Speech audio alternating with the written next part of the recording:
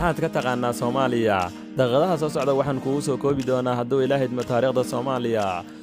waa wadan ku yaala Geeska Afrika waxa uu nabadkiisu gaarayaa 637,657 kiiloomitir isku wargaraysan sidoo kale waxa uu xuduud la leeyahay wadamada Kenya Djibouti iyo waliba Ethiopia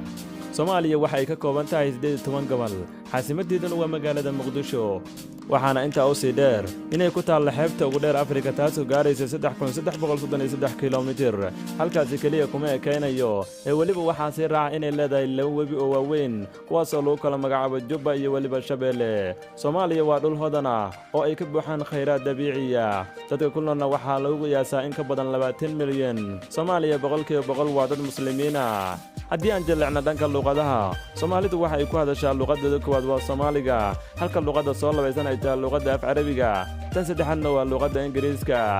haddii aan eegno dhanka kale Soomaalidu